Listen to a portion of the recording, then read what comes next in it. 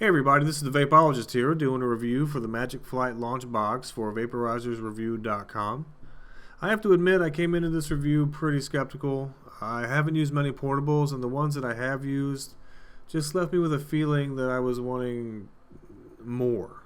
They worked, but they never gave me that over the top wha-bam that I was looking for.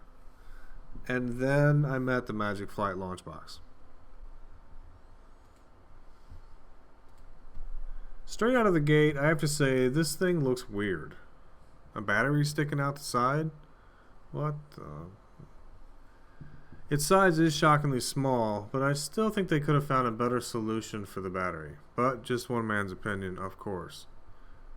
With the use of natural wood, it is kind of an odd juxtaposition of nature and technology, but that's exactly what a vaporizer is anyway.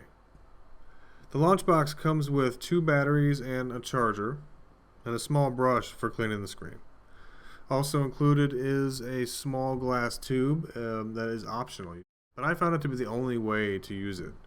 Without the tube, it's just a bit too warm. However, I can definitely see the advantages of not using the tube in certain situations.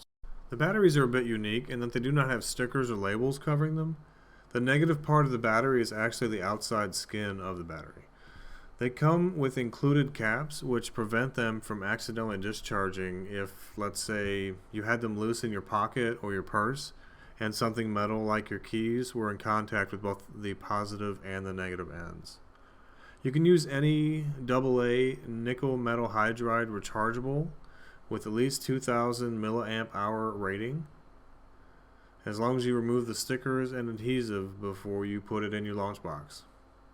The launch box website has extensive information about batteries and chargers if you need it.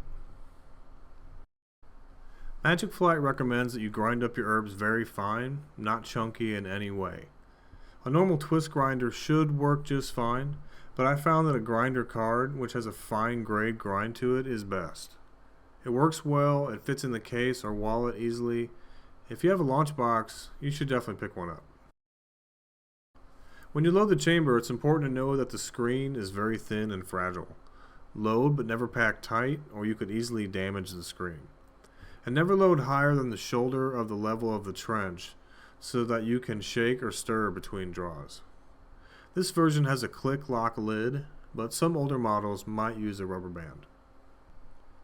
Once your battery is inserted and the trench is loaded, squeeze the battery until the battery goes in all the way. There's a rubber ring inside that keeps the battery from making full contact until you squeeze. The light should come on inside the unit, visible through the draw hole. Wait 4 seconds and draw on the vape.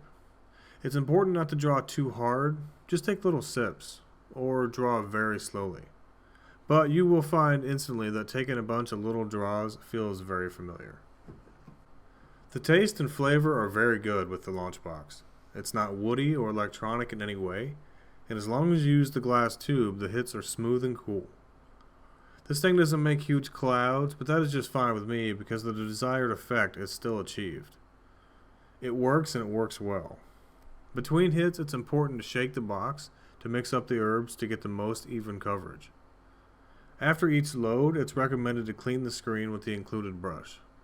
I don't think that's realistic, but that is their recommendation. But I would say I use mine about every 5 loads, and that seems to work for me.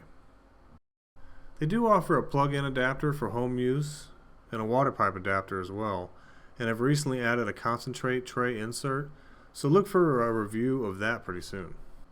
On the downside, the battery life situation isn't very good. 1 fully charged battery per load is what their site claims. I'm getting a little closer to 2, but still, that's really bad. You will spend a lot on extra batteries, or you'll wish you had. I need to get 10 to 20 uses out of any portable, and I don't think that's asking too much. I also wish the glass tube somehow slid inside the box when not in use. It's pretty easy to lose. The launch box did outstanding in the drop test. After being dropped from a height of 4.5 feet, the only thing that happened was that the lid opened up and the contents flew out, but I can live with that because the vape still worked perfectly.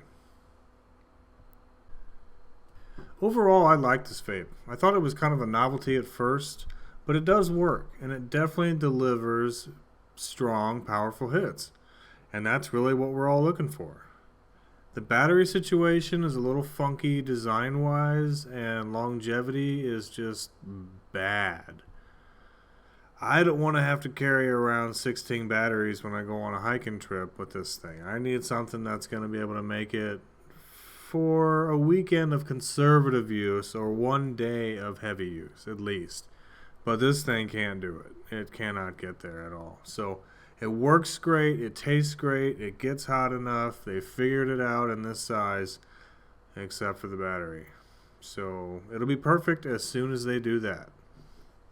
For additional information about the Magic Flight Launch Box or any other vaporizer, head on over to vaporizersreview.com for more.